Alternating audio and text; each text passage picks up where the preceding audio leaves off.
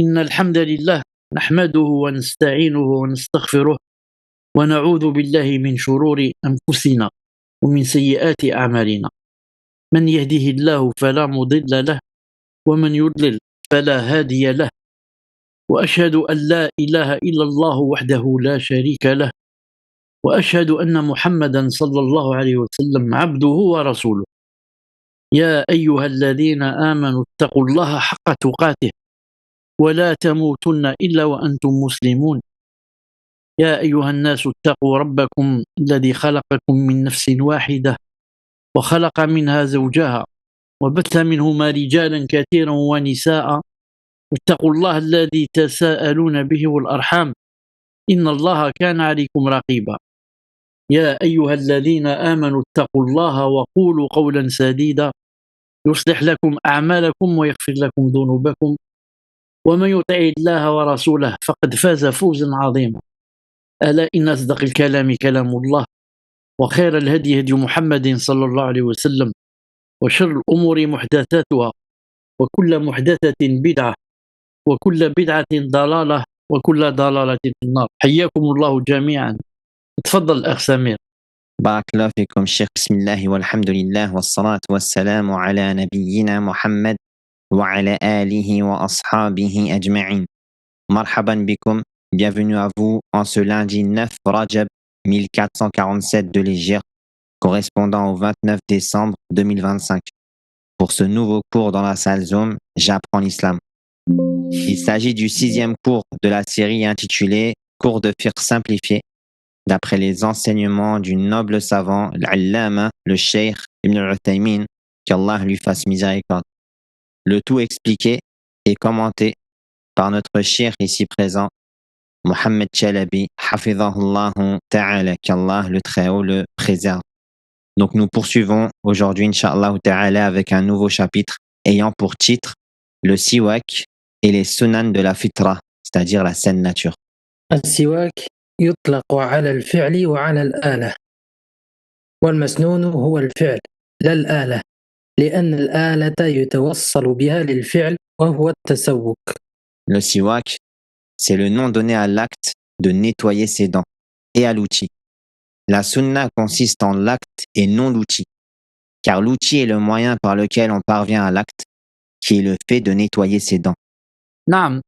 Donc le siwak, c'est le nom donné à l'acte, le fait de nettoyer les dents, et en même temps à l'outil. C'est-à-dire le petit bâtonnet, il s'appelle siwak.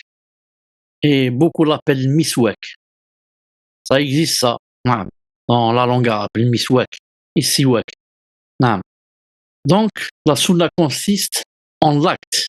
Naam. Nous on parle de l'acte, le fait de faire passer ce bâton sur les dents. On ne parle pas de l'outil. Bien sûr, l'outil, c'est...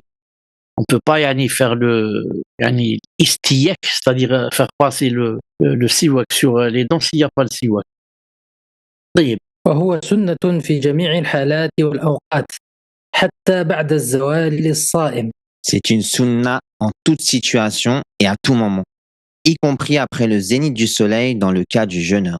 ومن قال إن السواك بعد الزوال يكره للصائم هذا قول لا دليل عليه، بل الدليل على أنه سنة دائما ويتأكد في مواضع. Quant à ceux qui ont dit le siwak est détestable pour le jeûneur après le zénith du soleil, c'est une parole dénuée de toute preuve. Plutôt, la preuve indique que c'est toujours une sunna et qu'il est encore plus recommandé à certains moments. Donc, c'est une sunna en toute situation. Et à tout moment, on peut faire le siwak, y compris après le zénith du soleil, ou quelqu'un jeûne. Parce que certains savants ont dit que après le zénith, il est détestable pour le jeûneur d'employer le siwak. Mais ceci est une parole dénuée de preuve. Plutôt la preuve indique, comme on l'a dit un peu plus haut, que c'est toujours une sunna qu'il est encore plus recommandé à certains moments. Inch'Allah ta'ala, on va voir ces certains moments. اتفضل. الدليل على سنية السواك المطلقة حديث عائشة رضي الله عنها: السواك مطهرة للفم مرضاة للرب، فطهارة الفم ومرضاة الرب في جميع الأوقات. La preuve que l'utilisation du siwak est une sunna de manière absolue, le hadith de Aïcha, qu'Allah l'agrée, le siwak est une purification pour la bouche et un agrément pour le Seigneur. Or, la purification de la bouche et l'agrément du Seigneur concernent tous les moments. Donc c'est une preuve claire et très forte. Naam. Qu'a dit le hadith, le siwak est une purification pour la bouche et un agrément pour le Seigneur. Et un agrément pour le Seigneur. Donc, le fait que ça soit une purification pour la bouche et un agrément pour le Seigneur, ça veut dire que on voudrait en tout temps que Allah subhanahu wa ta'ala nous agrée. Donc, on fait le siwak tout le temps. Naam. Et puis aussi, c'est une purification de la bouche. Donc, si c'est possible, je purifie ma bouche absolument dans tout temps. Naam. Il n'y a pas un moment où c'est interdit. C'est interdit. Voilà, naam. J'ouvre une parenthèse parce que, en voyant ce hadith, j'ai remarqué que dans le... reprends-moi, Sami, si je me trompe pas. Naam. D'accord. Ouais. Je crois qu'on n'a pas parlé dans le fichier si on utilise de la main droite ou de la main gauche. Non, on n'en parle pas. Alors, les savants, ont divergé, est-ce qu'on l'emploie avec la main droite ou bien on l'emploie avec la main gauche. Ça y est, pourquoi? Ceux qui ont dit, regardez ce que dit le hadith, le siwak est une purification pour la bouche. Ceux qui ont dit, le siwak, qu'est-ce qu'on fait avec? On purifie la bouche. Et si on purifie la bouche, c'est comme si on enlevait des choses qui sont pas bien. Donc, vous connaissez la règle, quand on enlève des choses pas bien, on emploie toujours la gauche, pas la droite. Donc, ceux qui ont dit que le siwak c'est fait pour la purification de la bouche, ils ont dit on emploie le siwak avec la main gauche. Et ceux qui ont dit c'est un agrément pour le Seigneur, ils ont dit pour agréer Allah Azza wa Jal, pour faire quelque chose avec la droite, pas avec la gauche. Ils ont dit alors on le fait avec la main droite. Naam. Et c'est pour ça que l'avis qui m'a plu, moi, c'est l'avis de Cheikh l'Islam Taymiyyah rahimahullah ta'ala. Il a employé les deux sens qu'il y a dans ce hadith. Il a dit quand la personne prend le siwak, si c'est dans sa tête, dans sa niya, juste d'enlever l'odeur ou les choses, les aliments qui restent dans la bouche, etc., alors elle emploie avec la main gauche. Elle emploie le siwak avec la main gauche. Mais si par contre, elle veut autre chose, elle veut le deuxième sens, c'est-à-dire agréer Allah subhanahu wa ta'ala, Allah qu'il soit agréé de moi, c'est pas pour enlever les mauvaises choses qu'il y a entre les dents ou là, alors je l'emploie avec la main droite. C'est clair, Samir? Naam, Cheikh Barakallah fikum, Cheikh. C'est clair, alhamdoulilah, quand j'ai vu le hadith, ça m'a rappelé ça. En plus, j'y ai pensé moi aussi, pendant le début du cours, j'y ai pensé, subhanallah. Alhamdoulilah, ya Rabbi wafaq. La preuve de ceux qui disent que le siwak est détestable après le zénith du soleil pour le jeûneur, c'est le hadith du messager d'Allah sallallahu alayhi wa sallam. Lorsque vous jeûnez, nettoyez vos bouches avec le siwak le matin et ne le faites pas le soir. L'interdiction dans sa parole, ne le faites pas, prouve qu'il est au moins détestable, voire illicite. J'avais pensé à ce hadith pour aller vérifier son authenticité. Parce que, d'après moi, 98%, ce hadith n'est pas authentique. Mais j'ai oublié de le faire. Je n'ai jamais vu un hadith où le prophète a dit ne le faites pas le soir. Mais معليش, on va supposer que ce hadith existe. طيب, تفضل. والدليل الثاني قوله خلوف فم الصائم أطيب عند الله من ريح المسك، والخلوف ريح الفم عند خلو المعدة، ويكون للصائم بعد الزوال، فإن كان الخلوف طيبا عند الله فإن الأولى أن يبقيه الإنسان. La deuxième preuve est sa parole, sallallahu alayhi wa sallam. Le khoulouf de la bouche du jeûneur est meilleur auprès d'Allah que l'odeur du musc. Le khoulouf est l'odeur de la bouche quand l'estomac est vide. Et il survient chez le jeûneur après le zénith du soleil. Ainsi, si le khoulouf est bon auprès d'Allah, alors il convient à la personne de le conserver. Donc, ceux qui ont dit que ce n'est pas bien d'utiliser le siwak après le zénith, ils ont cité le premier hadith en haut, où il y a ne le faites pas le soir. Et donc j'ai dit que à 98-99%, ce hadith n'est pas authentique. Et la deuxième preuve, lorsque le prophète a dit Le khoulouf, c'est bien sûr l'odeur de la bouche quand l'estomac est vide.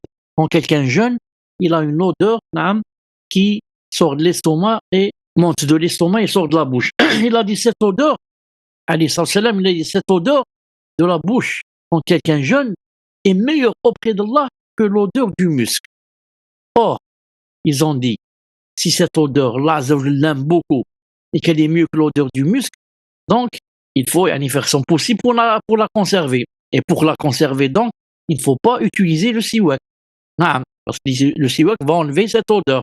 Donc ils ont dit, voilà la preuve, il ne faut pas utiliser le siwak après le zénith. Naam.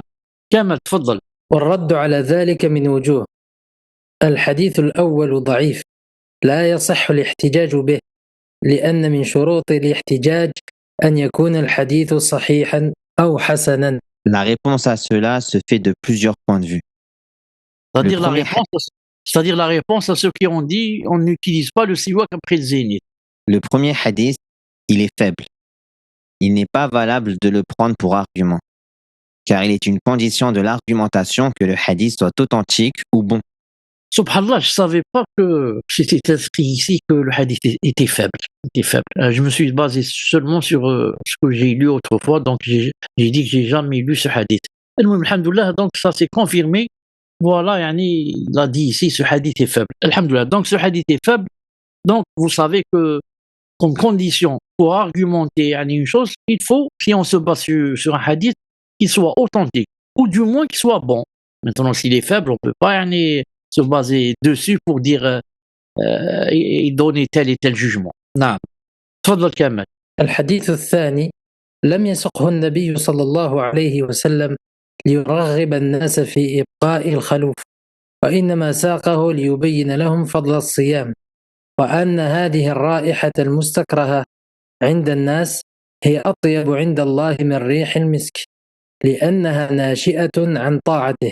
Je fais exprès de ne pas afficher le texte en français quand le frère Kamal est en train de lire en arabe pour deux raisons. La première, si j'affiche directement en français, personne ne va écouter ce qu'est en train de dire le frère Kamal. C'est-à-dire il va parler dans le vide. Pourquoi tout le monde va lire ce qu'il y a ici. Elle est wahda. La deuxième raison, pour que la personne essaye de comprendre et de méditer ce qui est dit en arabe et ensuite pour comparer quand j'affiche en français. Est-ce que c'est bien ce qu'elle a compris en arabe ou bien c'est faux? Elle dit c'est masha'Allah pour celui qui essaie d'apprendre l'arabe. Donc il écoute seulement, ensuite il va voir la traduction en français et il voit si c'est la même chose ou c'est ce qui n'a pas été dit. Non. Le deuxième hadith, le prophète sallallahu alayhi wa sallam ne l'a pas évoqué afin d'inciter les gens à conserver le khuluf, mais il l'a évoqué sallallahu alayhi wa sallam afin de leur éclaircir le mérite du jeûne et que cette odeur détestée par les gens est meilleure auprès d'Allah que l'odeur du musc, car elle vient de son obéissance. Ce hadith ne peut donc servir de preuve pour l'interdiction du siwak après le zénith du soleil. Si on revient un peu en arrière, le prophète qu'est-ce qu'il a dit dans ce hadith? Le khoulouf de la bouche du jeûneur est meilleur auprès d'Allah que l'odeur du musc, c'est tout. C'est que Allah Ta'ala aime l'odeur du khoulouf et qu'il l'aime mieux que le musc. Mais où il a dit qu'il ne faut pas utiliser le siwak après le zénith, il n'y a pas dans ce hadith. Donc, ce hadith ne fait aucune allusion à l'interdiction d'utiliser le siwak après le zénith. طيب. تفضل كمل. أن البخاري روى حديثا معلقا عن عامر بن ربيعة قال: رأيت النبي صلى الله عليه وسلم ولا أحصي يتسوك وهو صائم، وهذا عام في أول النهار وآخره. أحسن. Al-Bukhari a rapporté un hadith mu'allaq d'après Amir ibn Rabi'a qui a dit: j'ai vu le prophète sallallahu alayhi wa sallam et je ne saurais compter le nombre de fois où il a utilisé le siwak en état de jeûne. Cela est général et concerne aussi bien le début du jour que la fin. Donc Amir ibn Rabi'a, qu'est-ce qu'il a dit? J'ai vu le prophète sallallahu alayhi wa sallam et je ne saurais compter le nombre de fois, c'est-à-dire plusieurs fois, où il a utilisé le siwak en état de jeûne. Et ce hadith est général. La preuve, il n'a pas dit je l'ai vu utiliser le siwak en état de jeûne, sauf après le zénith. Mais en général, donc, il a dit j'ai vu le prophète sallam utiliser le siwak quand il jeûnait. Ça veut dire en tout temps. En tout temps. Naam. المواضع التي يتأكد فيها السواك. Les moments où le siwak est davantage recommandé. أولا عند الوضوء لقول النبي صلى الله عليه وسلم لولا أن أشق على أمتي لأمرتهم بالسواك عند كل وضوء وهذا رواه مالك وغيره. Premièrement, lors des ablutions. En raison de la parole du prophète sallallahu alayhi wa sallam, si je ne craignais pas de causer une gêne à ma communauté, je leur aurais ordonné l'usage du siwak lors de chaque ablution, rapporté par Malik et d'autres. C'est un hadith authentique, donc lors des ablutions, c'est bien de quoi d'utiliser le siwak. Les savants ont dit le meilleur moment, c'est quand on met l'eau dans la bouche, on commence à rincer, yani. Ensuite, yani, on commence à rincer yani, la bouche avec l'eau, on crache l'eau et on utilise le siwak, ensuite on met l'eau et comme ça. Naam. Tfadlal, donc c'est lors des ablutions, premier endroit. Tfadlal.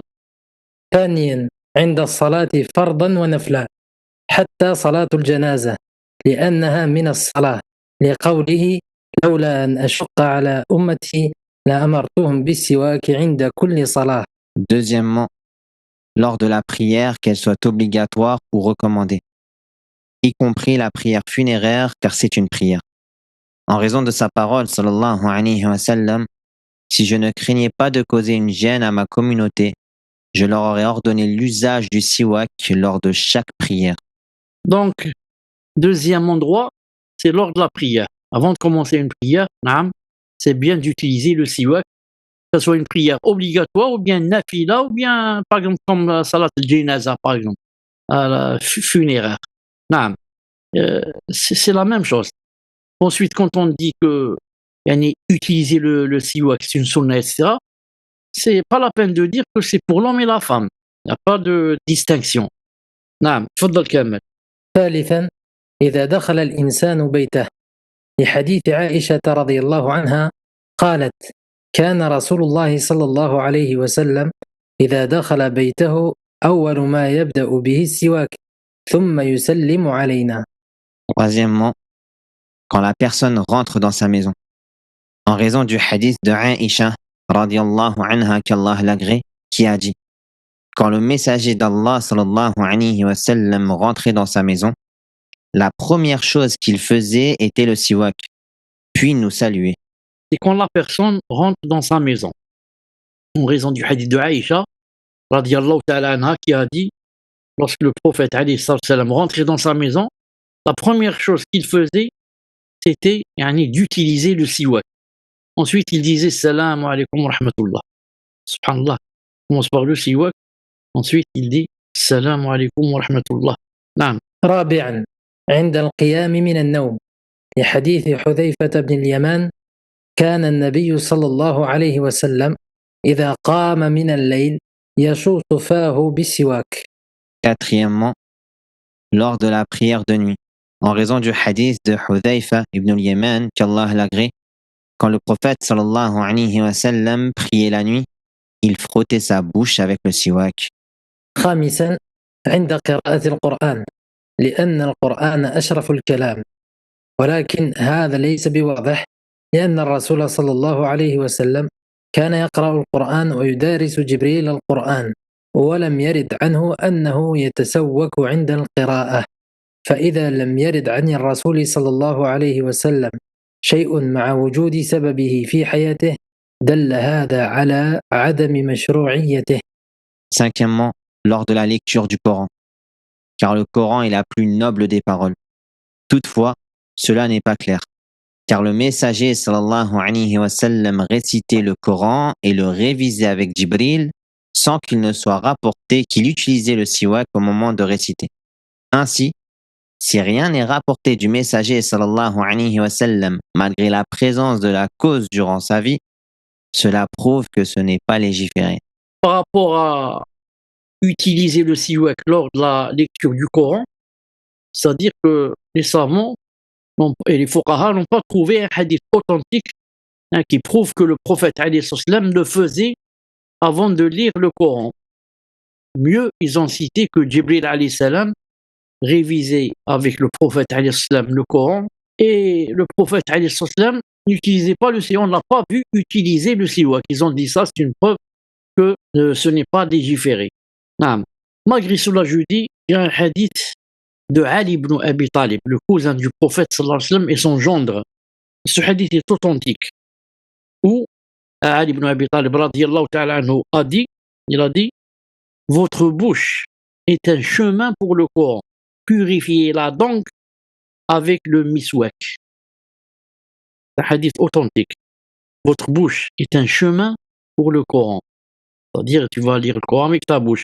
Il a dit, purifie-la avec le miswak, c'est-à-dire en mettant le siwak. Donc, si jamais quelqu'un utilise le siwak avec cette niya, il y a un hadith authentique de Ali, radiallahu ta'ala, qui a dit cela, Inch'Allah ta'ala, il aura, Inch'Allah ta'ala, des hasanat, bi'idnillah subhanahu wa ta'ala. Inch'Allah. وألحق به بعض العلماء التسوك عند دخول المسجد قياسا على دخول المنزل. يقولون إذا ثبت أن الرسول صلى الله عليه وسلم كان يتسوك عند دخول بيته فدخول بيت الله من باب أولى، ويقال لهم هذا قياس غير صحيح. Certains savants ont ajouté l'usage du siwak en rentrant dans la mosquée, par analogie avec son usage en rentrant dans la maison. Ils ont dit, s'il est authentiquement rapporté que le messager sallallahu alayhi wa sallam utilisait le siwak en entrant dans sa maison, alors cela est valable à plus forte raison pour entrer dans la maison d'Allah.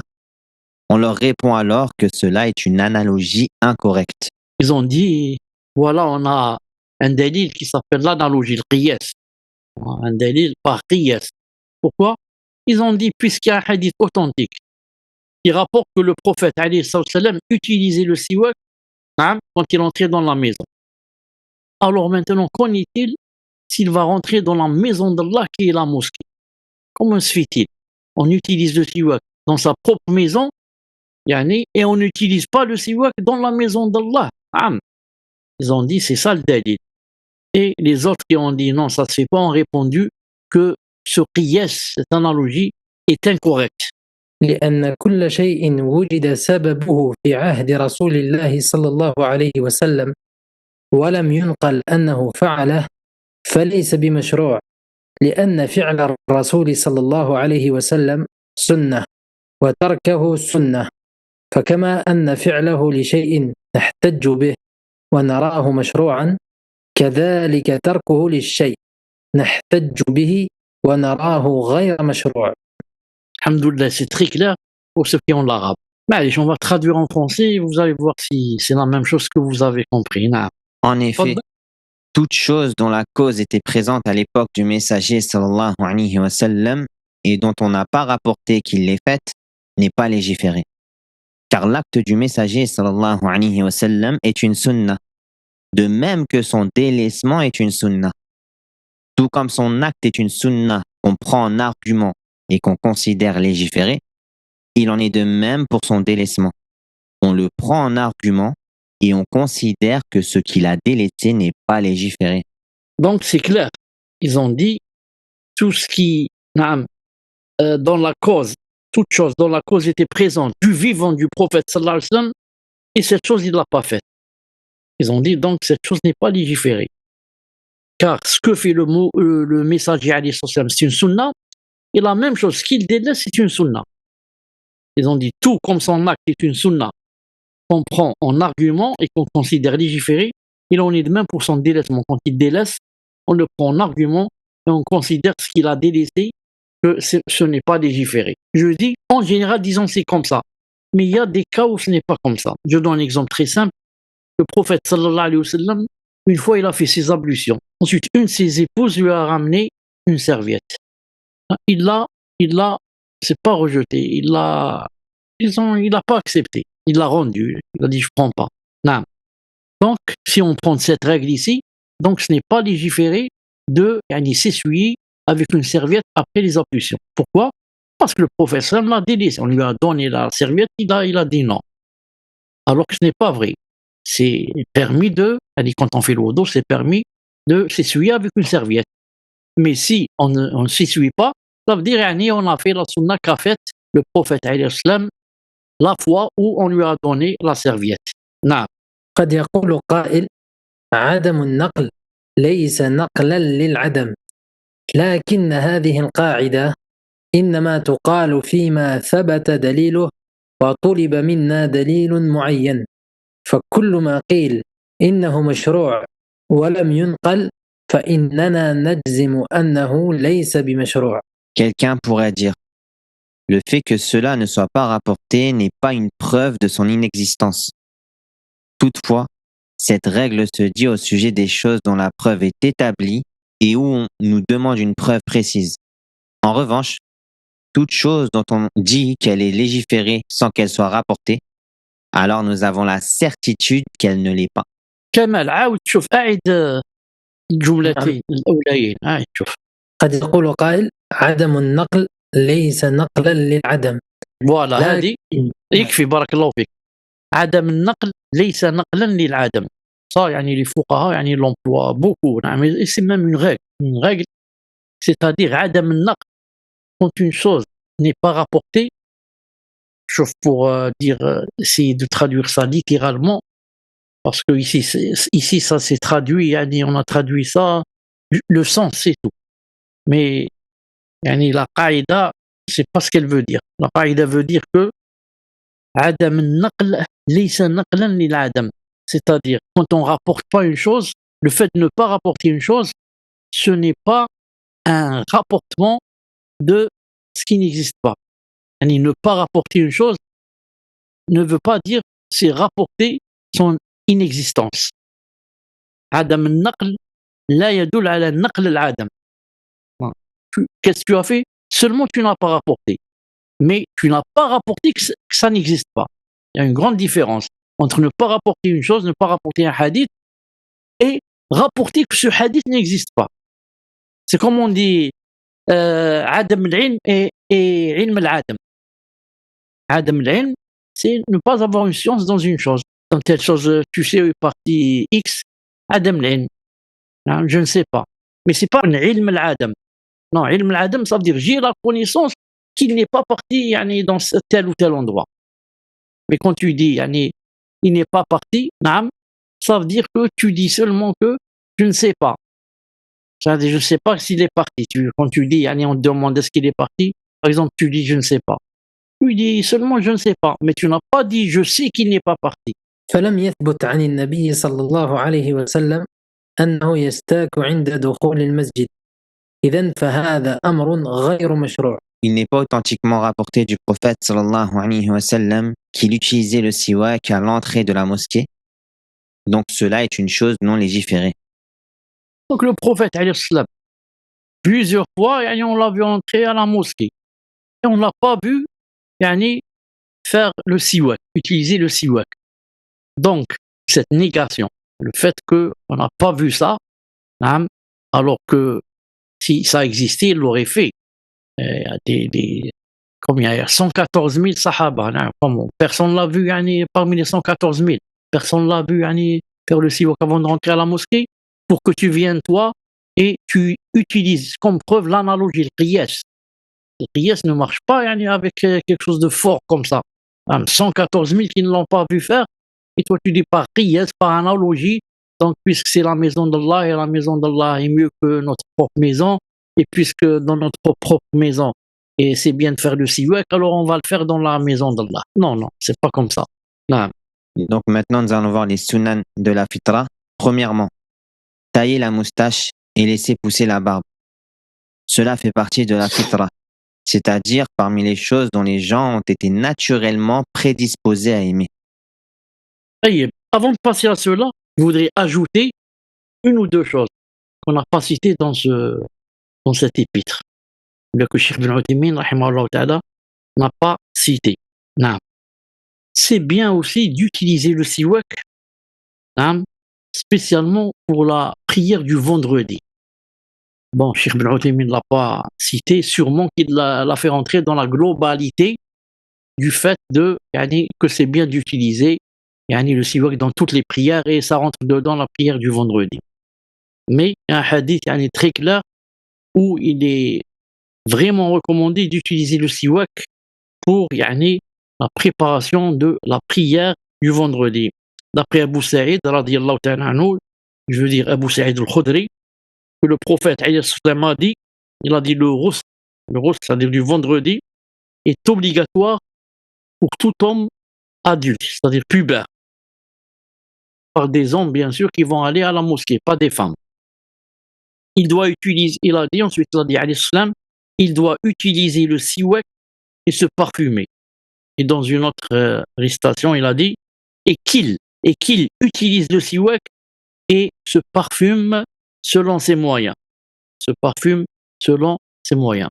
Donc, il a dit pour le vendredi, le siwak est vraiment recommandé avec le parfum et le fait de se laver. Il y a aussi un autre endroit où il est recommandé d'utiliser le siwak, il ne l'a pas cité, Cheikh Ibn Uthaymin rahimahullah ta'ala, c'est au moment du décès.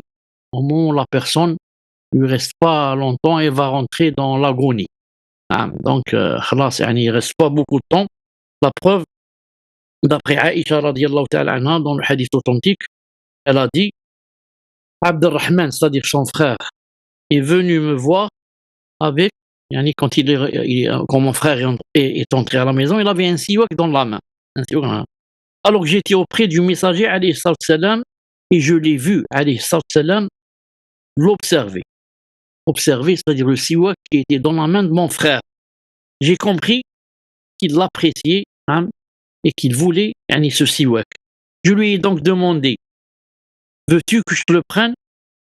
Ya Rasulallah, veux-tu que je te prenne ce siwak? Il a acquiescé d'un signe de la tête. Il ne peut même pas parler. Il était vraiment, peut-être le dernier jour. C'est vraiment difficile. Il a juste hoché comme ça la tête. Il n'a pas dit, il savait qu'il allait mourir, bien sûr. Il n'a pas dit que le siwak, c'est pas important. Non, il a hoché la tête. C'est possible, donne-moi le siwak. Ensuite, elle a dit, je l'ai pris, c'est-à-dire de la main de son frère, et j'ai remarqué qu'il était dur. Alors, j'ai demandé au prophète sallallahu alayhi wa sallam, veux-tu que je te l'assouplisse? Veux-tu que je te l'assouplisse? Peut-être en mettant un peu d'eau là. Il a acquiescé encore une fois d'un signe de la tête. Je l'ai donc assoupli et il l'a utilisé.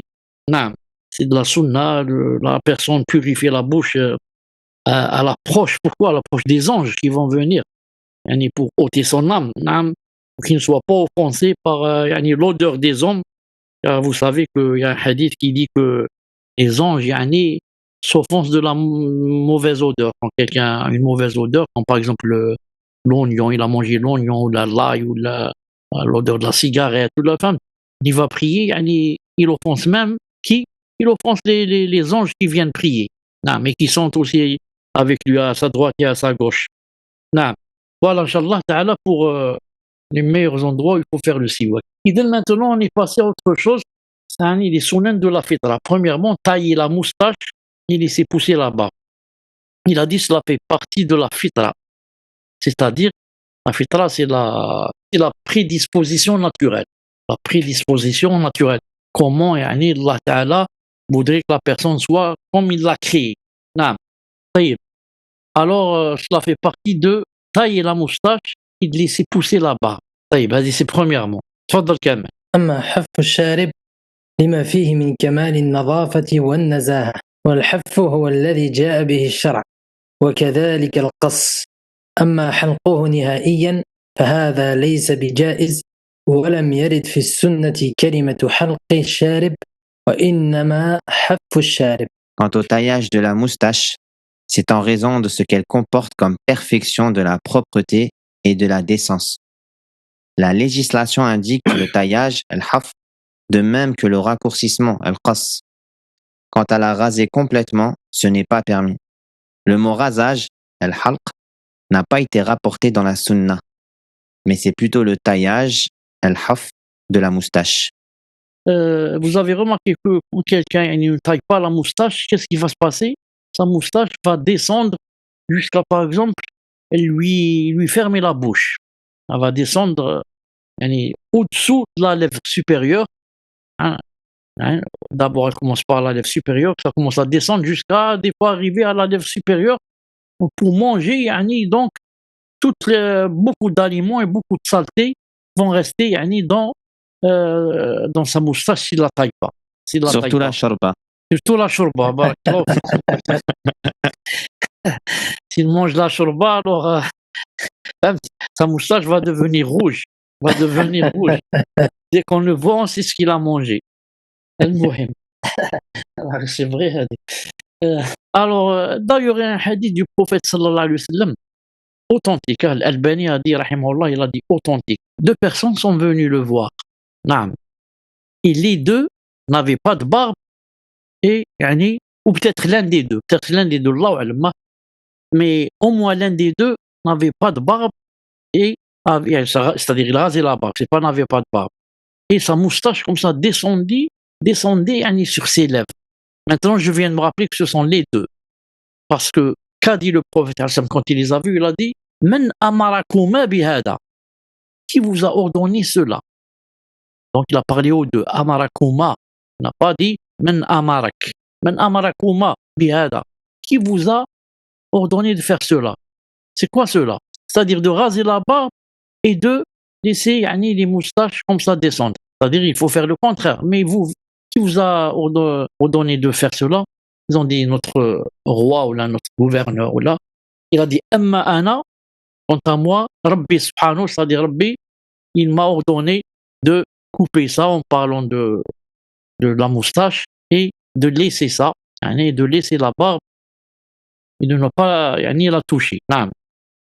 طيب كمل الأخ كمل. قال الإمام مالك رحمه الله أود أن من حلق شاربه أن يؤدب. L'imam Malik, rahimahullah, qu'Allah lui fasse miséricorde, a dit Je voudrais que celui qui rase sa moustache soit corrigé. Donc, même la moustache, ça dit sans parler de la barbe, la moustache, et l'imam Malik voit que celui qui la rase complètement, il doit être corrigé, quitte à être fouetté, comme j'ai dit. Non. En fait, moi j'ai remarqué une chose, la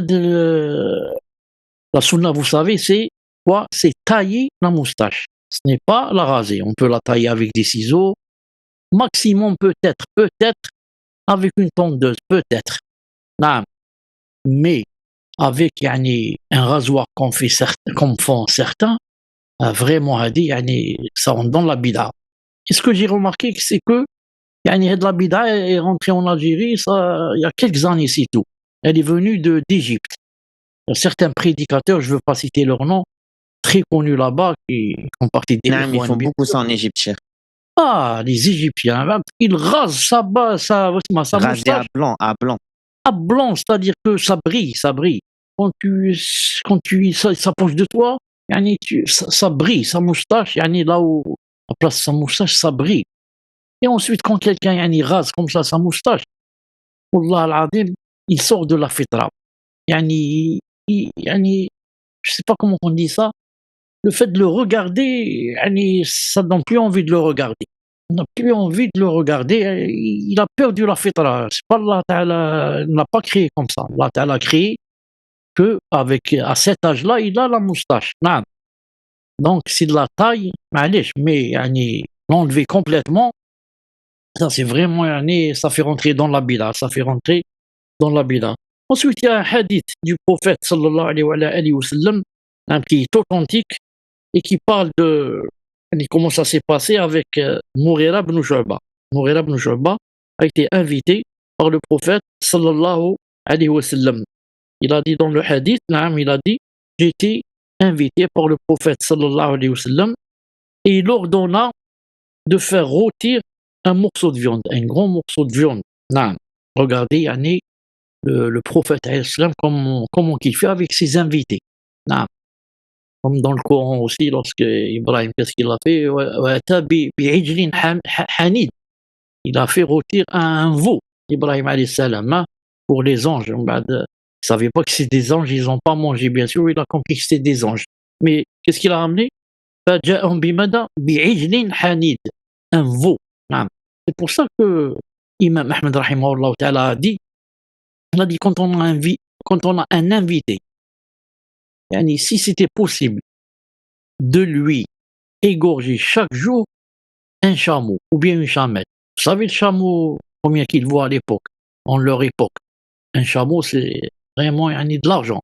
Il a dit pour l'inviter, si on lui égorge chaque jour yani, une chamelle ou un chameau, ça rentre pas dans le fait yani, de comment ça s'appelle yani, Dans le israf, gaspillage. dans le gaspillage. Ahsallah ilayk. Ça ne rentre pas dans le gaspillage.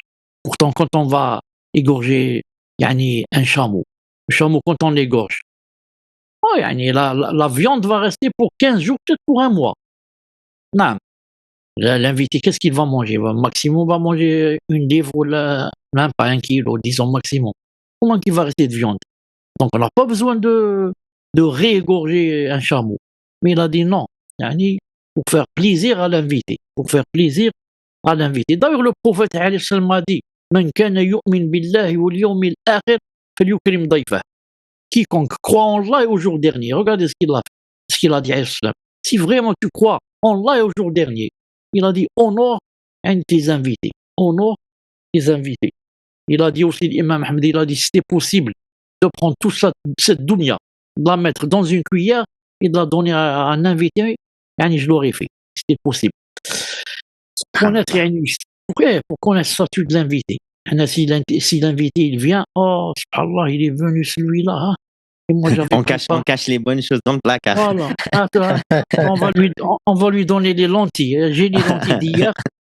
J'ai les macaronis d'hier. On va lui donner et on cache le poulet pour le soir, pour les enfants. Subhanallah, on est loin. Il faut dire la vérité, on est loin. Qu'est-ce qu'il a fait? Il a dit, il ordonna de faire rôtir un morceau de viande, un grand morceau.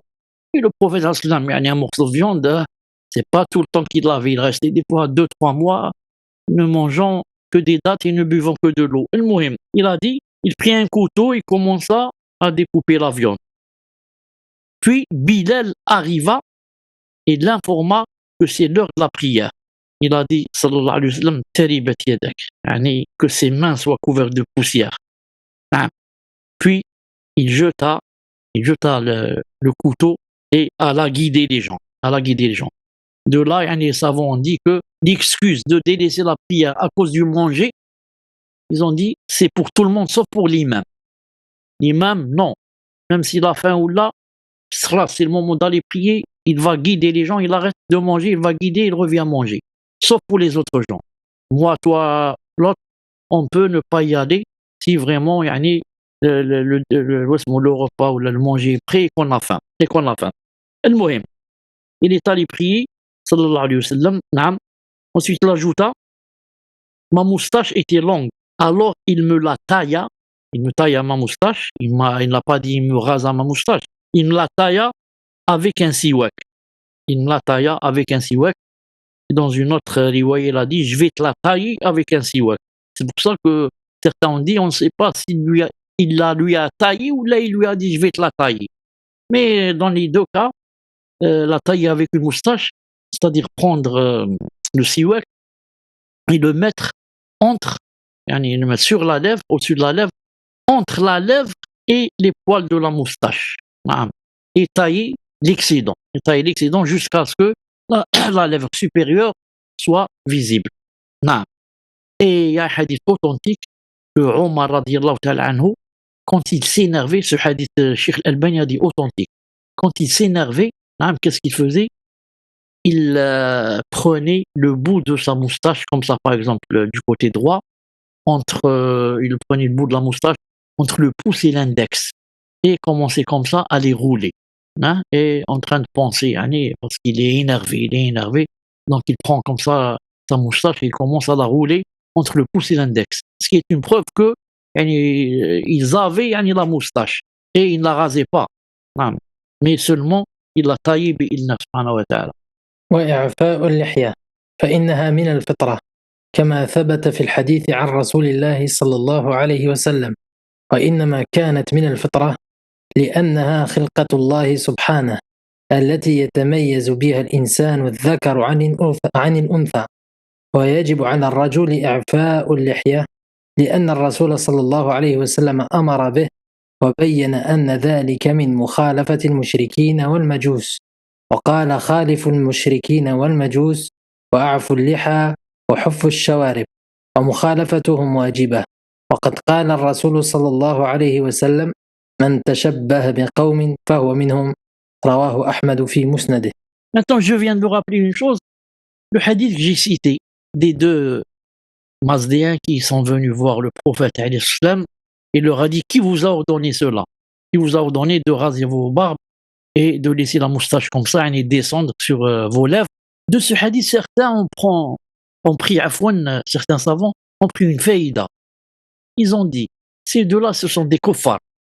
Normalement, un kafir, quand on lui fait la da'wa, on commence avec quoi? On commence avec la moustache, on commence avec la barbe, on commence avec il a une bague en or, on commence s'il a une cravate, on lui dit c'est pas bien la cravate.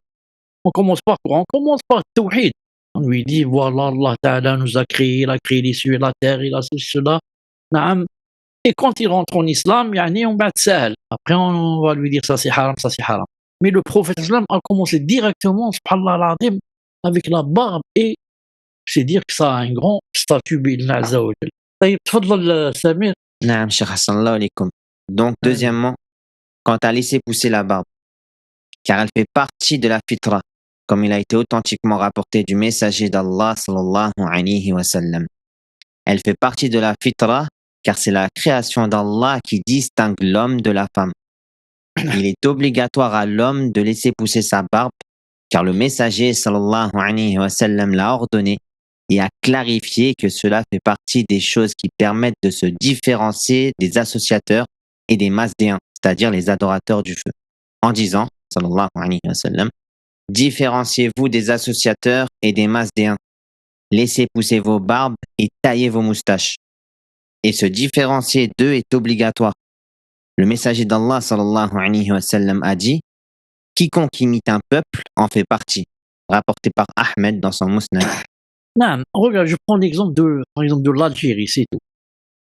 Si vous allez voir les photos, par exemple, de nos aïeux, par exemple de nos grands-pères, arrière-grands-pères ici, c'est impossible que vous trouviez quelqu'un, par exemple un grand-père ou là, sans barbe. Il n'y a pas. C'est de la fitra, c'est connu, yani, que tous avaient la barbe, subhanallah al-azim. Donc cette façon d'enlever la barbe et de la raser, et de ne laisser que la moustache, c'est venu du colonisateur. C'est venu du colonisateur français, par exemple ici en Algérie. Donc quand ils ont commencé à être influencés par les Français, par leur qui sont civilisés, donc ils ont commencé à enlever leur barbe. Alors il a dit ici, elle fait partie de la fitra, car c'est la création d'Allah qui distingue l'homme de la femme. Maintenant, vous savez que c'est très difficile de distinguer un homme de la femme. Allah Ta'ala nous préserve. Si l'homme gardait toujours sa barbe, à 300 mètres, je dis voilà, cette personne c'est un homme. Mais maintenant, à 100 mètres, tu sais pas si c'est un homme ou une femme. À 50 mètres, tu sais pas. À 30 mètres, à 20 mètres, tu sais pas. Attends, déjà la démarche, on bat, surtout qu'il a même les cheveux longs. Il a les cheveux longs, donc je sais pas. Quand il est à 5 mètres, on bat des fois, même il passe dehors, il arrive devant toi, il passe, et tu es toujours dans le doute. Allah, je suis pas sûr que c'est un homme, mais c'est une femme. Alors que s'il était un berbe, d'Allah subhanahu wa ta'ala, il n'avait pas de barbe, il est excusé. Mais Allah ta'ala lui a donné la barbe pour qu'il le différencie de la femme. Et il l'enlève, il veut se ressembler à la femme. Alors que le hadith du prophète sallam a maudit les hommes qui se font ressembler aux femmes et les femmes qui se font ressembler aux hommes. Même la femme, si elle laisse la barbe, elle laisse sa barbe. Si elle avait une barbe, il y en a qui en ont, très rare, mais ça existe, elle devient mal'ouna, elle devient maudite, wal'iyadu billah. Parce qu'il faut une distinction entre l'homme et la femme. Il faut, Allah Ta'ala a créé, a diversifié. Il veut que cette personne paraisse que c'est un homme, il lui a donné des choses spéciales qui font d'elle, de cette personne, qu'on voit d'elle que c'est un homme, par exemple. Et pour la femme, il a donné des choses aussi spéciales qui font que si on voit ces choses, on dit celle-là, c'est une femme. Et si on enlève ça, c'est grave. Il a dit, alayhi salam, différenciez-vous des associateurs et des masdéens, ceux qui adorent le feu. Comment on va se différencier? Laissez pousser vos barbes et taillez vos moustaches. Pourquoi? Parce qu'ils font le contraire, comme je l'ai dit. Comme l'a dit alayhi salam, il lui a dit aux deux personnes, il leur a dit, pourquoi vous faites ça? Donc, nous, on doit faire le contraire, c'est-à-dire que, on se différencie d'eux. C'est-à-dire, on laisse pousser nos barbes et on taille la moustache. Il a dit, alayhi salam, quiconque imite un peuple en fait partie. Ça, c'est très grave. Si j'imite un peuple, je fais partie de ce peuple dans cette chose que je viens de faire et en quoi je les ai imités. Donc, vous savez que la plupart des savants disent que le fait de raser sa barbe, c'est un péché. Non, c'est un péché. Au point où certains savants, subhanallah al-azim, ils ont dit raser sa barbe est plus grave que celui qui fait la zina. Subhanallah, la zina, c'est raser la barbe est plus grave. Comment cela? Ils ont dit voilà, on va expliquer pourquoi. Celui qui fait la zina, la fornication, il a le péché, le grand péché, au moment où il est en train de faire cette chose. Quand il s'arrête de faire cette chose, il n'a plus de péché. Khlas. Il rentre chez lui, il lit un livre, je ne sais pas ce qu'il fait. Mais celui qui a rasé sa barbe, il est tout le temps dans le péché. Tant qu'il n'y a pas les poils sur son visage, il est dans les péchés. Subhanallah, imagine. Un péché continuel, tout le temps dans les péchés, jusqu'à ce qu'il laisse pousser sa barbe. Subhanallah العظيم. نعم. تفضل واسمك كمال. Tu as la barbe toi ou tu ne l'as pas? نعم عندي شيء. Attention. Et la moustache, tu la tailles ou elles descendent comme les crevettes sur la roche? Des gens qui ont comme une crevette. Ah, tu tailles? Oui, oui. Il n'y a pas de shorba sur tes moustaches, il n'y a pas de shorba. Non, il n'y a pas.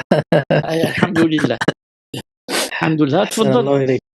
قال شيخ الإسلام أقل درجات هذا الحديث التحريم وإن كان ظاهره يقتضي كفر المتشبه بهم وإذا كان الرسول صلى الله عليه وسلم يوجب مخالفة المشركين والمجوس دل هذا على وجوب إعفاء اللحية وهي أيضا سنة المرسلين فالنبي صلى الله عليه وسلم كان له لحية عظيمة وكذلك الأنبياء من قبله وقد قال هارون لموسى عليهما السلام قال يا ابن لا تأخذ بلحيتي ولا برأسي. Cheikh l'Islam a dit le moindre degré de ce hadith est l'interdiction. C'est-à-dire le hadith, quiconque imite un peuple fait partie d'eux. Par ce hadith, le moindre degré de ce hadith, c'est que c'est interdit. Tfaddal bien. Bien qu'en apparence, il implique la mécréance de celui qui les imite. Et si le messager sallallahu alayhi wa sallam oblige de se différencier des associateurs et des masdéens, cela prouve l'obligation de laisser pousser la barbe. C'est également la sunna des envoyés. Le prophète sallallahu alayhi wa sallam avait une imposante barbe, de même que les prophètes avant lui. Haroun a dit à Moussa alayhima as-salam, selon le sens, Haroun dit « Oh fils de ma mère, ne me prends ni par la barbe, ni par la tête. » Quand Moussa alayhi salam est parti pour parler à Allah subhanahu wa ta'ala, pour que Allah lui parle, il a laissé Haroun et lui a dit, je te laisse en amana, le peuple. Mais le peuple n'a pas obéi à Haroun et bien sûr, ils ont adoré le veau. Donc Moussa alayhi salam, quand il est revenu, il les a trouvés en train d'adorer le veau. Vraiment, il a pris, ça vraiment, il est rentré en colère. Vraiment, il est dans un état colérique. Qu'est-ce qu'il a fait? Il a tiré son frère par la barbe. Il a traîné en le prenant de sa barbe. Et Haroun a dit au fils de ma mère, ne me prends ni par la barbe ni par la tête.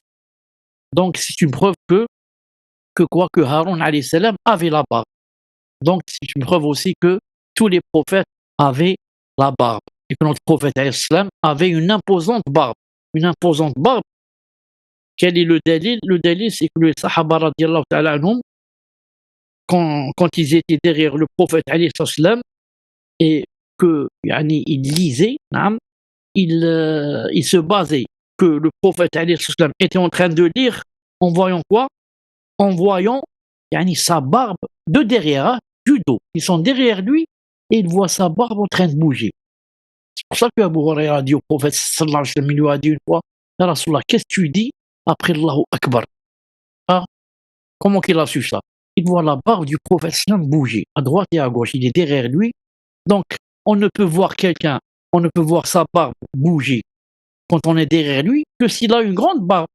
Il a une petite barbe comme ça, taillée, non, vraiment taillée, des fois où yani, tu vois même la peau, là, tu vois la peau, subhanallah al-azim. C'est pas une barbe, hadi. Al-Muhim, le prophète sallam avait une barbe, comme il a dit ici, imposante. Non. C'est pour ça que l'avis le plus juste, c'est de ne pas toucher à la barbe.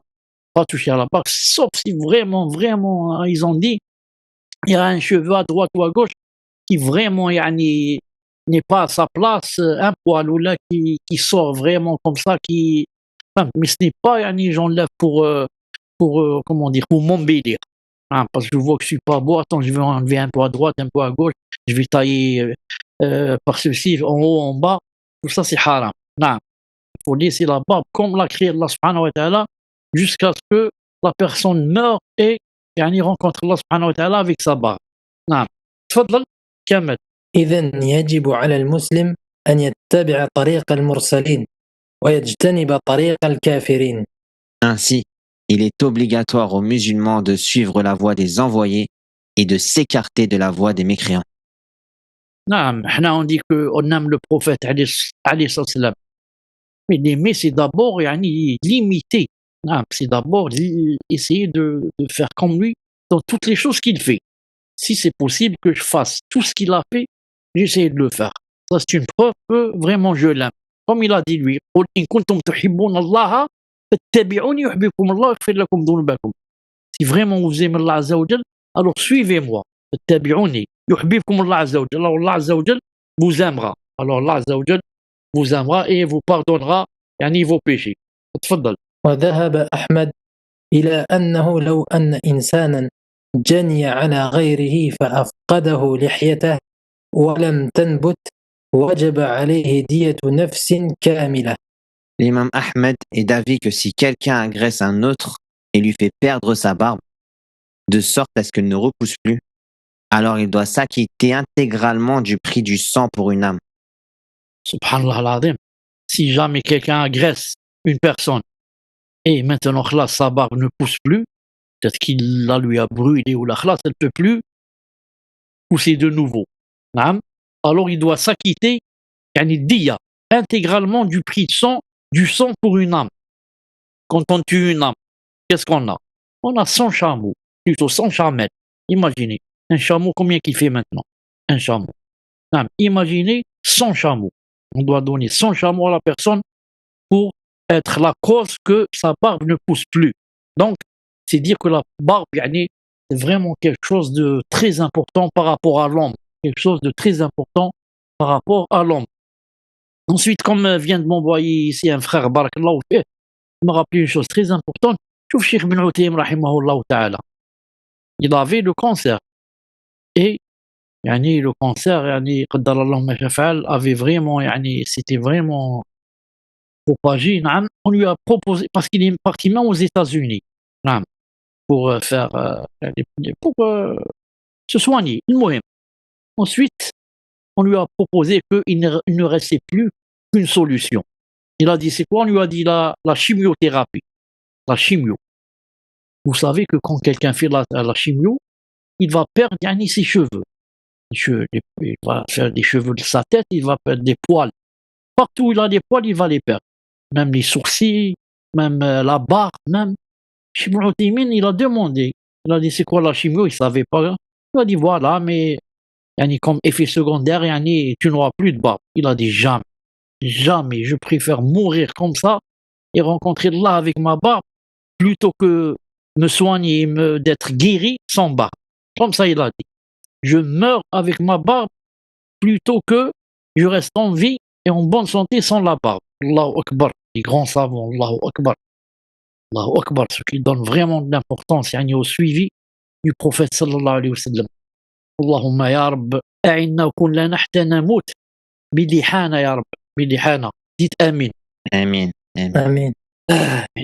تفضل. الفطرة الثالثة نتف الإبط من السنة، ولا من السنة نتف الإبط، ولا يجوز إبقاؤه لما في ذلك من حدوث الرائحة الكريهة. Donc on est toujours dans la fitra. L'épilation des aisselles. Cela fait partie de la sunna et il n'est pas permis de les laisser en raison de ce qui en résulte comme mauvaise odeur. Rentre dans la fitra le fait de s'épiler les aisselles. Ah. Sinon, les poils qui vont rester si on les enlève pas, ça va donner une mauvaise odeur. Et la mauvaise odeur, c'est pas bien ni pour les gens, ni pour les anges, ni pour soi-même. Ni pour soi-même, les anges, on les dérange. Et même pour nous et pour les gens, ce n'est pas bien. Donc c'est la sunna de s'épiler les aisselles. Il reste que la vraie sunna des aisselles, c'est netf. Netf, c'est-à-dire c'est l'arrachement. Ce n'est pas avec un rasoir ou là avec une lame ou là avec une tondeuse. Mais c'est de les arracher avec la main. Prendre comme ça les poils entre ses doigts et les arracher. C'est ça la sunna des aisselles. Mais bien sûr, sûrement que ça fait mal et que ce n'est pas une chose facile et que ce n'est pas une obligation. C'est juste une sunna. Je veux dire de l'arracher. Non, je ne parle pas de l'épilation des aisselles. C'est une sunna d'enlever, c'est dans la fitra d'enlever ça. Mais la façon, j'ai dit la façon, la vraie, c'est l'arrachement. Mais si on ne peut pas, on utilise par exemple un rasoir ou bien une tondeuse. De toute façon, moi je connaissais une personne vraiment qui aimait la sunna, il est mort, rahimahullah ta'ala. Cette personne tellement, alhamdoulilah, حسبوها كذلك ولو زكى الله أحدا, tellement vraiment elle aimait, elle avait cet islam comme un poids sur ses épaules. La da'wa, du matin au soir, on ne parlait que de la da'wa, on ne connaissait rien, rien de la vie. Pourtant cette personne était riche, Allahumma barak. C'est un ami intime. Subhanallah al-azim, il ne pense qu'à la da'wa. Des fois je suis assis avec lui dans un café, s'il me dit, il se tourne comme ça, ou là il voit quelqu'un passer, il me dit une seconde, je vais venir. Il dit pas ce qu'il va faire, subhanallah al-azim. Ensuite moi je lève comme ça ma tête, ou là, qu'est-ce que je vois? Il fait sortir une enveloppe comme ça de sa veste, il donne à la personne. Ensuite il rentre. Il n'aime pas qu'on sache ce qu'il a fait. Il n'aime pas. Il dit attends une seconde, je vais revenir. Il sort une seconde, il lui donne une enveloppe pleine d'argent. Ensuite il rentre. Plusieurs fois je l'ai vu faire cette chose. Que ça soit, il dit attends une seconde, je reviens. Il sort, il donne cette enveloppe et il revient. Peut-être qu'il fait ça avec des dizaines de personnes, je sais pas, Allahu a'lam. Comment qu'il est mort, rahimahullah ta'ala, il aimait beaucoup les gens qui leur faisaient da'wah pour qu'ils commencent à prier. Il aimait beaucoup ça, il donnait beaucoup d'importance à faire la da'wah pour que les gens commencent à prier, et bien sûr, commencent à appliquer toute autre chose, bien sûr. Donc, comment qu'il est mort, il a choisi 2 ou 3 personnes qui ne priaient pas. Ma'ahum, alhamdoulilah, ils ont commencé à prier. Il leur a dit, je vais vous payer un hajj. Pour les 3. On va partir en voiture. Il est parti avec eux en voiture pour faire le hajj. En cours de route, il a fait un accident. Du côté de Tabouk. Ça s'appelle Tabouk. C'est ça, Tabouk. C'est en Arabie. Il est mort là-bas. Il dormait dans la voiture. On m'a dit qu'il dormait. C'est pas lui qui conduisait. Et donc il s'est même pas réveillé. Il s'est réveillé direct dans la tombe et il a été enterré à Tabouk. Jusqu'à présent, personne ne l'a vu. Il est enterré là-bas à Tabouk. Subhanallah l'azim, comment il est mort. Il a pris des gens pour leur payer le hajj.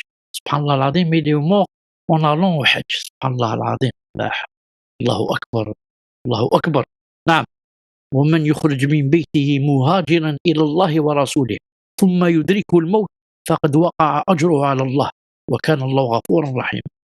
Subhanallah al-azim. Regardez les gens, ceux qui aiment vraiment la da'wa et aiment vraiment faire du bien, qu'ils vivent et comment qu'ils meurent.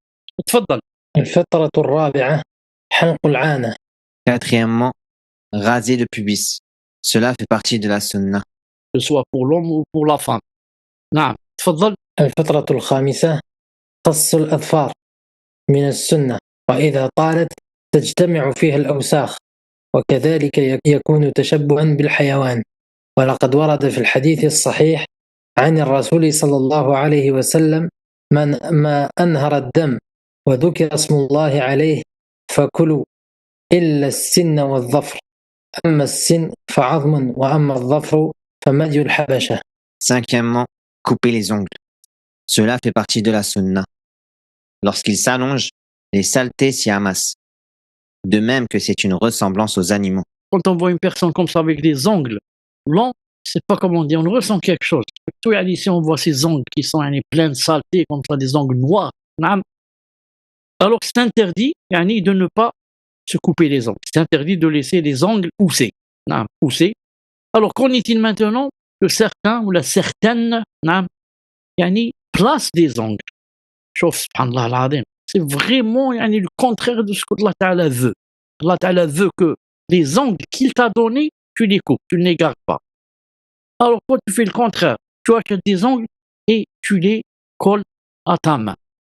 Allah al-Musta'an. Tu vois comment ça s'est renversé, les choses se sont renversées. نعم. تفضل. Il a dit aussi, سامحني, il a dit c'est une ressemblance aux animaux parce que les animaux ne se coupent pas leurs ongles. Ils ont des ongles avec lesquels ils griffent, ils griffent les autres animaux avec des ongles longs. On devient comme des prédateurs. تفضل. Il est rapporté dans un hadith authentique, d'après le messager sallallahu alayhi wa sallam, tout ce qui fait couler le sang et sur quoi le nom d'Allah a été mentionné, alors mangez-en, sauf la dent et l'ongle. Quant à la dent, c'est un os, et quant à l'ongle, c'est le couteau des abyssins. Donc, tout ce qui fait couler le sang, c'est-à-dire que ça soit un caillou, que ça soit un morceau de fer, que ça soit un morceau de pierre, que ça soit un morceau de bois, même que ça soit tranchant, on peut égorger avec. À condition, la deuxième condition, qu'on cite le nom d'Allah Azza wa Jal dessus. Il a dit, tout ce qui fait couler le sang, on utilise pour égorger. Et sur quoi le nom d'Allah a été mentionné, alors manger. Sauf si on égorge avec une dent, ou bien avec un ongle. Pourquoi, ya Rasulullah? Quant à la dent, c'est un os. L'os, c'est interdit d'égorger avec.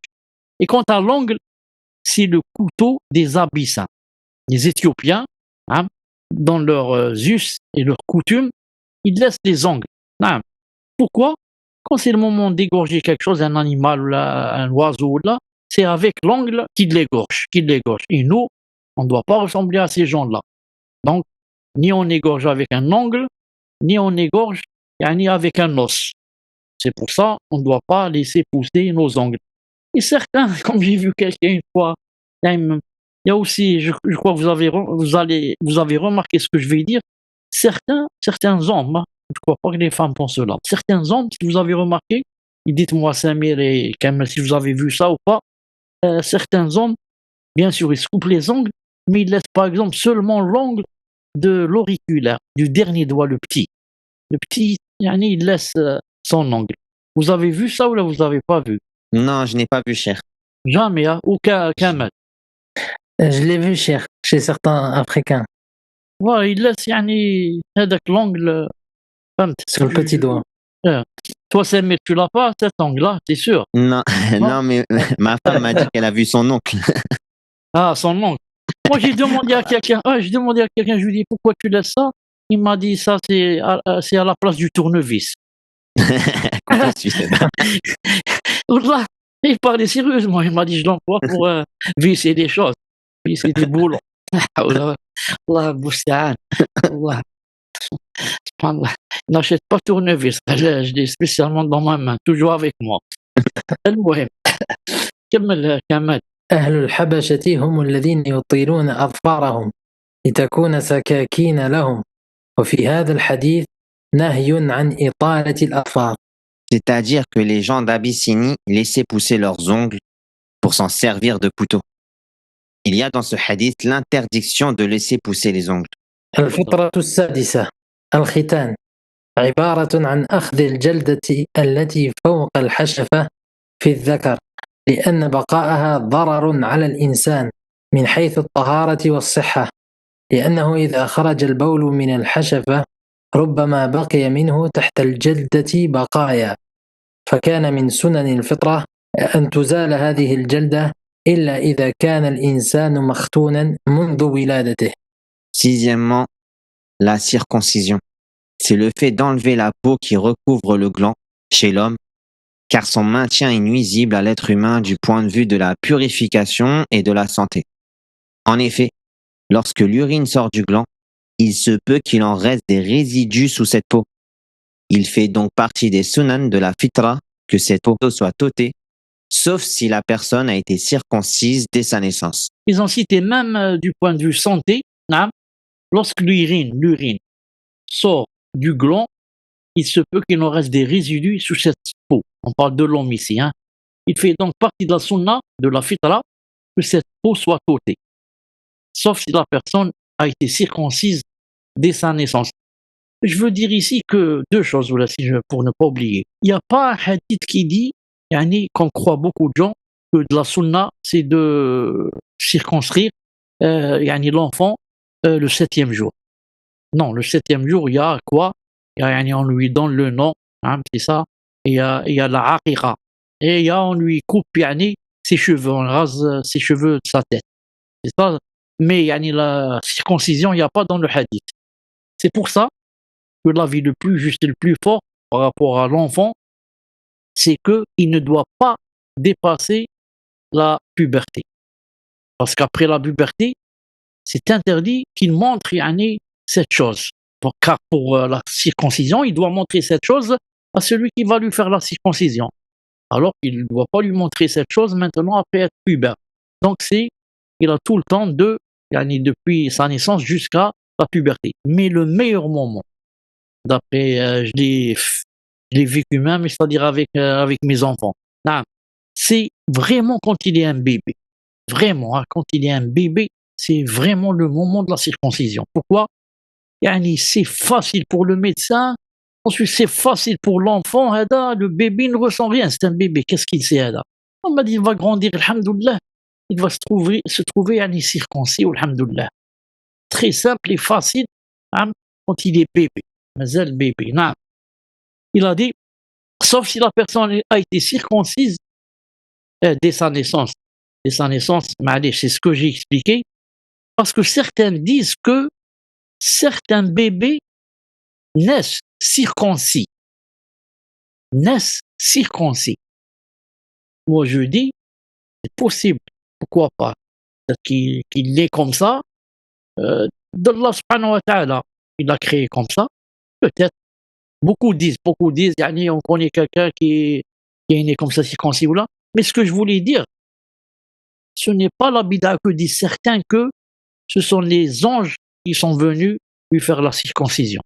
Non, beaucoup disent comme ça, quand il est né, il n'était pas circoncis. Ensuite, les anges l'ont circoncis. Non, les anges n'ont pas de temps à perdre pour venir faire la circoncision à des enfants ou là, c'est pas ça rentre pas dans leur fonction. Allah Ta'ala ne les a pas enjoints de faire ces choses-là. Ils font d'autres choses. Non. C'est la même chose un peu pour les femmes qui te disent, je me suis réveillé, j'ai trouvé du henné dans ma main. Alors ils vont dire que ce sont les anges qui m'ont fait ça. Les gens vont lui dire que ce sont les anges qui sont venus te faire du henné dans ta main. Les anges vont jouer à ces choses-là, ils vont faire du henné à la femme. Les anges, c'est pas ça, les anges sont des êtres vraiment rapprochés de Allah Azza wa Jal et qui ne font que ce que Allah Ta'ala leur ordonne. Jamais ils ne font une chose comme ça, ils veulent faire une chose, ils la font. C'est pour ça que le prophète il a dit une fois, je crois, à Jibril alayhi salam, là il lui a dit, ça fait longtemps que je t'ai pas rencontré, tu n'es pas descendu. Allah Ta'ala fait descendre un verset.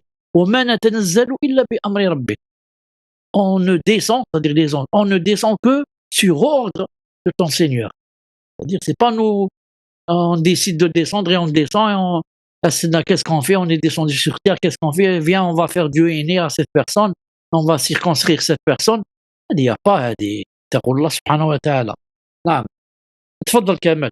للعلماء في الختان 3 أقوال. الأول واجب على الرجل والمرأة. الثاني سنة في حق الرجل والمرأة. القول الثالث واجب في حق الرجل مكرمة في حق المرأة. Les savants ont, concernant la circoncision, 3 avis. Le premier est qu'elle est obligatoire pour l'homme et pour la femme. Le second est qu'elle est une sunna recommandée pour l'homme et pour la femme. Et le troisième est qu'elle est obligatoire pour l'homme et honorable pour la femme. وتفصيل ذلك: أما الذين يقولون بوجوب الختان في حق الرجل والمرأة فهو المشهور في مذهب أحمد، وعلل ذلك بأنه من سنن الفطرة وأنه نظافة وتطهير، والأصل في قطع الجلد وشبهه التحريم، فلما أبيح في حال الختان فإن المحرم لا يستباح إلا في واجب. Quant à ceux qui disent que la circoncision est obligatoire pour l'homme et pour la femme, c'est l'avis le plus connu dans le madhab d'Ahmed. Ils ont argumenté par le fait qu'elle fait partie des pratiques de la fitra et qu'elle relève de la propreté et de la purification. Et que le principe concernant la coupe de la peau et ce qui s'y apparente est l'interdiction. Or, le fait que l'interdit ait été rendu licite dans le cas de la circoncision indique que l'interdit ne devient licite que dans un cadre obligatoire. Ils ont dit voilà nos preuves pour dire que c'est obligé la circoncision pour l'homme de même que pour la femme. Premièrement, cela relève de la propreté et de la purification. Quand on enlève cette peau, alhamdoulilah, il ne reste plus de résidus et de saleté, hein, parce qu'on a enlevé cette peau. Hein. Ensuite, ils ont cité une règle. Une règle, là. C'est quoi cette règle? C'est que, concernant la coupe de la peau et ce qui s'y apparente, c'est l'interdiction. La règle, c'est que c'est interdit de toucher à notre peau, dans n'importe quel endroit. N'importe quel endroit de ta peau, c'est interdit de couper quelque chose de ta peau. Pourquoi? Ta peau ne t'appartient pas, c'est clair. C'est pas ton père ou là qui t'a façonné ou là. Ah, c'est Allah Ta'ala qui t'a créé. Il t'a créé comme ça, avec cette peau, et il veut que tu le rencontres avec cette peau. Non. Or, le fait, il a dit, puisqu'on a dit c'est interdit de couper quelque chose de sa peau. Or, le fait maintenant que c'est permis de couper une chose de cette peau, qui est pour faire la circoncision, car on va couper quelque chose. Donc, ça, c'est une preuve que quoi? Que cette chose qu'on va faire est obligatoire. On ne peut pas entacher et contredire quelque chose qui est haram, comme ici la coupe de la peau, juste pour faire quelque chose qui est recommandé. Non. Si quelque chose c'est haram, et maintenant on va faire ce haram, ça veut dire que c'est obligé. On va faire une obligation. Voilà la règle. Donc, entre parenthèses, et je reviens à ça, c'est Allah Ta'ala qui t'a créé et c'est à lui que nous appartenons. Donc, si c'était nos parents, par exemple, qui nous avaient, par exemple, façonné, avec, par exemple, de la pâte à modeler, dans ce cas, je fais ce que je veux. Ça appartient à mon père, c'est lui qui m'a façonné comme ça. Mais là, c'est non, c'est Allah Ta'ala qui t'a créé, tu dois revenir vers lui comme il t'a créé. C'est pour ça, tu t'étonnes. Moi, je m'étonne vraiment. Quand je vois certains gens, par exemple, sur Internet ou là, sur YouTube ou là, qui, par exemple, celui-là, je l'ai vu, il a enlevé ses 2 oreilles. Ses 2 oreilles, il les a effacées, il n'y a pas. Ensuite, il ne s'est pas contenté de cela. Ensuite, il a enlevé son nez. Il n'a plus de nez. Classe direct, il n'y a pas de nez. Enfin, c'est plat. Bien sûr, entre parenthèses, ce sont les, comment on appelle ça? Ce sont ceux qui suivent le shaitan. Ceux qui les sataniques. Les sataniques, que Allah Ta'ala nous préserve. Si vous le voyez sur la photo, comme ça, son nez, ils sont les oreilles, et on te montre la photo d'avant. Wallahi, comment il était beau, comme Allah l'a créé. Et maintenant, vraiment un shaitan, vraiment. Le shaitan, peut-être, j'ai jamais vu le shaitan. peut-être il est plus beau que cette personne maintenant. Non. Mais tu as déjà vu Shaitan ou là jamais? Non, pas encore. Hein. Alhamdulillah. Allah Ta'ala te préserve. Amin, amin. Subhanallah al-Azim. Il y en a qui font plus que ça. Donc je reviens, couper sa peau, c'est interdit. C'est pas permis, par exemple, à une personne de dire, par exemple, c'est un exemple, hein. Il dit, par exemple, moi j'ai 5 doigts, je voudrais enlever, par exemple, celui qui est au milieu. J'en ai pas besoin, il me gêne, ou là j'enlève le pouce, ou là. Non, tu peux pas, ça t'appartient pas. Tu en seras jugé au qiyamah. On te demandera pourquoi tu as coupé cette chose qui t'appartient pas, pourquoi tu as touché à cette chose. Donc voilà, c'était leur preuve. Leur preuve, là. Couper la peau, c'est interdit, et ici, on nous a ordonné de couper la peau, donc, car c'est une obligation. Non. تفضل كامل.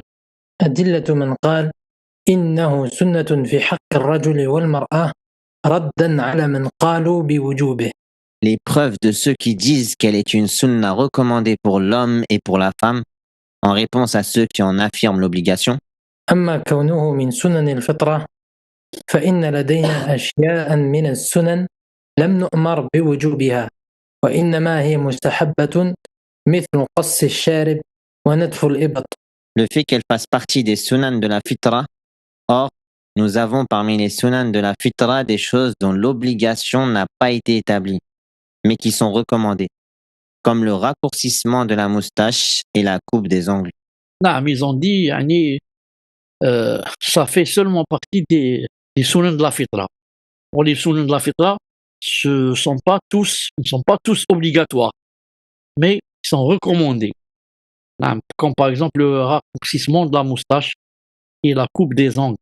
Je dis entre parenthèses, la coupe des ongles est obligatoire. Elle n'est pas recommandée. Non, c'était ça leur dalil. Quant à votre affirmation selon laquelle elle constitue un achèvement de la purification, cela est exact. Mais tant que l'impureté ne sort pas à l'extérieur du corps, on ne la juge pas comme une impureté. Donc, ils sont en train de répliquer à qui? À ceux qui disent que c'est une obligation. D'où ils veulent dire ici que c'est juste recommandé, que c'est pas obligé. Et ils ont dit, quand vous avez dit que c'est obligatoire car elle constitue un achèvement de la purification, il a dit en rétorque, on leur dit, ça, cela est exact, mais l'impureté, tant qu'elle n'est pas sortie du corps, on ne la juge pas comme impureté, donc il n'y a pas d'impureté. Je donne un exemple. Quelqu'un, avant d'aller aux toilettes, pour par exemple faire des selles, avant d'aller, 5 minutes avant qu'il aille, les choses qu'il va faire sortir et jeter dans les toilettes, où est-ce qu'elles sont maintenant? Elles sont dans son ventre. Mais est-ce qu'on va dire qu'il a de l'impureté dans son ventre, il a la najasa? On ne va pas dire ça. Pourquoi? Parce que tant que ce n'est pas sorti du corps, on ne juge pas la chose comme impure. On dit voilà, c'est la même chose ici, pour ce que vous dites qu'il y a des saletés, etc. Tant que ce n'est pas sorti du corps, ils ont dit, on ne dit pas que c'est de la saleté. Quant à votre affirmation selon laquelle la circoncision implique une coupure d'une partie du corps et que la coupure n'est pas permise, cela est exact. Cependant, nous savons que parmi les choses interdites, certaines sont permises lorsqu'un intérêt légitime l'exige, comme le marquage du bétail et le fait d'entailler les chameaux pour le sacrifice du hajj, le hadi.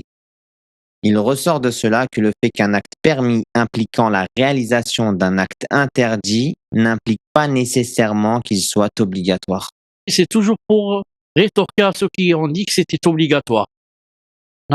Ils ont dit, par exemple, que des fois, cependant, nous savons que parmi les choses interdites, des fois c'est interdit, mais des fois c'est permis pour un intérêt légitime. Comme par exemple le fait de marquer du bétail. Le bétail, on le marque avec quoi? Avec un morceau de fer brûlant. Mais on lui fait mal. Et faire mal à un animal, c'est pas bien, c'est haram. Mais là, pourquoi on lui fait mal? On lui fait mal pour notre intérêt. L'intérêt de l'homme prime sur l'intérêt de l'animal. L'animal a été créé pour nous, pour qu'on le mange et pour qu'on monte dessus, etc. Donc, ils ont dit, regardez, on va dire la même chose. On va dire que se couper ce morceau pour la circoncision, ça ne veut pas dire que c'est obligatoire. Ils ont dit, comme ici, le fait de marquer l'animal, ce n'est pas une obligation de marquer l'animal. تفضل. troisième avis. Quant Oui. à ceux qui disent que la circoncision est obligatoire pour l'homme et honorable pour la femme, ils se sont appuyés sur le hadith et Allah est plus savant quant à son authenticité. La circoncision est obligatoire pour les hommes et honorable pour les femmes. Mais si cela était authentique, cela indiquerait qu'elle est obligatoire concernant les hommes et qu'elle n'est pas obligatoire pour les femmes. Et, par précaution, la circoncision est obligatoire pour tous. Non. On revient un peu en arrière, il a cité un hadith en bas. Il a dit, la dernière phrase, la circoncision est obligatoire pour les hommes et honorable pour les femmes. Il a dit, mais je ne sais pas si ce hadith est authentique. Je ne sais pas si ce hadith est authentique, comme ça il a dit. C'est pour ça il a dit ici. Mais si c'était authentique, ça va indiquer qu'elle est obligatoire concernant les hommes et pas obligatoire pour les femmes. Mais par précaution et prudence, on va dire la circoncision est obligatoire pour tous.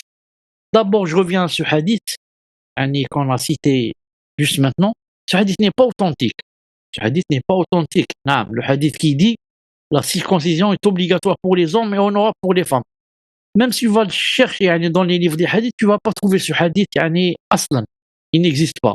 Le hadith qui existe, c'est la circoncision est recommandée pour les hommes, honorable pour les femmes. Il a dit sunna lirijal, honorable pour les femmes. Et ce hadith est faible. Le deuxième aussi que j'ai cité, ce hadith est faible. Ce hadith est faible. C'est pour ça que Cheikh a dit ici la circoncision donc est obligatoire pour tous. Il a dit pour sortir des mashakil et des divergences. Il a dit pour sortir des problèmes. On va dire que c'est obligatoire pour tous.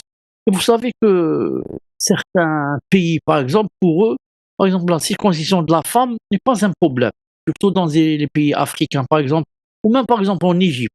En Égypte, c'est très connu qu'une femme circoncise, il n'y a aucun problème. Beaucoup d'elles, en sont ainsi. Et dans d'autres pays, par exemple, je donne un exemple, par exemple, comme ici en Algérie, la circoncision de la femme, ça ne rentre pas dans les us. Les us et les coutumes d'Algérie, par exemple. C'est pas, ils n'acceptent pas ça. Donc ça dépend de quoi, des us et des coutumes, des pays. Et des pays, المهم. Mais dans le Sharh al-Mumti' du Cheikh Ibn Uthaymin alayhi rahmatullah, il a dit l'avis le plus proche est qu'elle est obligatoire concernant les hommes et une sunna recommandée concernant les femmes. Voilà l'avis le plus fort et le vrai, le plus juste. C'est quoi? C'est que la circoncision est obligatoire pour les hommes et une sunna concernant les femmes. Le premier qui s'est circoncis dans le monde, c'est Ibrahim alayhi salam. Il avait 70 ans quand il s'est circoncis. Imaginez, combien c'est difficile à cet âge-là. Surtout à cette époque. Et il s'est circoncis avec un qadoum. Qadoum, vous savez ce que ça veut dire en français? Qadoum, Samir. Non, ما نعرفوش شيخ. Une pioche. Comme on dit gadouma. Gadouma, la petite pioche avec laquelle on jardine. On a une petite pioche dans la main. Il faut voir aussi que Ibrahim alayhi salam, il n'était pas, par exemple, de notre taille. Et certains ont dit, non, qadoum, parce que le hadith a dit أول ما اختتن إبراهيم اختتن بقادوم. بقادوم, ça veut dire avec une pioche. Et certains ont dit non, اختتن بقادوم, ça veut dire il s'est circoncis dans une ville qui s'appelle Qadoum, Biqadoum. Comme moi je dis اختتنت بالعاصمة, اختتنت بمارسيليا, اختتنت بالبوليدة, ça veut dire à Blida, à Marseille, et comme ça. Ils ont dit non, c'est ça ce que ça veut dire B ici. Et certains ont dit, pour sortir des mashakil, on va grouper entre les hadiths qui disent que c'est la ville et qui disent que c'est la pioche. Ils ont dit, on va dire que Ibrahim alayhi salam s'est circoncis dans une ville qui s'appelle Qadoum avec une Qadoum. Voilà, il s'est circoncis dans une ville qui s'appelle pioche avec l'outil de la pioche, avec la pioche. C'est pour ça que quand quelqu'un se reconvertit, c'est bien que s'il peut, hein, mais s'il peut bien sûr, qu'il se circoncise. Ah. Et maintenant, alhamdoulilah, yani, il y a beaucoup de technologies en cette chose. Il y a, je crois, laser, c'est pas comme autrefois, yani, c'était avec yani, un rasoir. Vous connaissez le rasoir qui s'ouvre et qui se ferme? C'était avec ce rasoir qu'on circoncisait yani, les enfants. Maintenant, il y a, je crois, avec laser, je crois, avec des opérations, yani, avec l'anesthésie, yani, la personne ne ressent rien. Ne ressent rien. بإذن سبحانه وتعالى. نعم. تفضل سمير. Barakallah fikum, Cheikh Hassanallah alaykum. Quel est le jugement du fait de laisser pousser les cheveux pour l'homme? Quant au jugement du fait de laisser pousser les cheveux en prétendant suivre l'exemple du messager d'Allah sallallahu alayhi wa sallam, cela relève du chapitre de la moquerie des versets d'Allah, car leur état témoigne contre eux. Ils se moquent de la sunna et s'en écartent. La preuve, c'est qu'ils laissent pousser les cheveux pour lesquels il n'existe aucun texte ordonnant cela, tout en rasant la barbe. Ensuite, la plupart d'entre eux délaissent la prière, ainsi que d'autres prescriptions légiférées dont ils ont pourtant été ordonnés de se conformer et de préserver. Allah Ta'ala t'a demandé de quoi? De laisser pousser la barbe. Naam. Et toi, qu'est-ce que tu fais? Tu fais le contraire. Tu rases ta barbe et tu laisses pousser tes cheveux. Yani, laisser pousser les cheveux. Yani, si la personne veut les laisser, qu'elle les laisse. Mais ça ne rentre pas yani, dans le fait que yani, j'imite par exemple le prophète sallallahu alayhi wa sallam. Car le prophète sallallahu alayhi wa sallam, si tu veux l'imiter, comme a dit Cheikh Ibn Uthaymin, il faut l'imiter aussi dans son intention. Lui, pourquoi sallallahu alayhi wa sallam il a laissé ses cheveux yani, étaient longs? Pourquoi? Parce que ça faisait partie des habitudes du peuple et de sa communauté. Tout le monde, son père, ses oncles, ses voisins, les sahaba, tous les kuffars, Abu Jahl, tous avaient les cheveux longs. Donc c'est impossible que yani, quelqu'un vive yani, avec des cheveux courts parmi que ces gens-là, tout le monde a les cheveux longs.